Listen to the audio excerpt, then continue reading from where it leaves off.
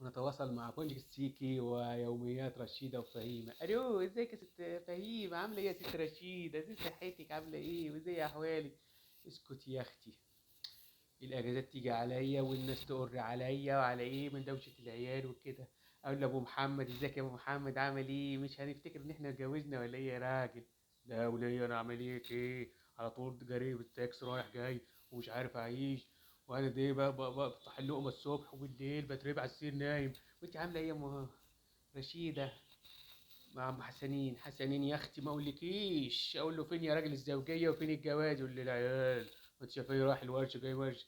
تتحرق العيال وتتحرق الجوازه كلها يا اختي. امال ايه يا ست فهيمه؟ مش كده يا ست رشيده؟ امال ايه؟ كل العيال تطلع على الورش، هو يعني بيشتغل ولا بيشوف الشغل ولا نيل على دماغكم؟ الرجاله تفضل تضحك كتر صباحا ومساء، ولا في شغل ولا في نيله. صباح الفل ومساء الفل مع موجك سيكي.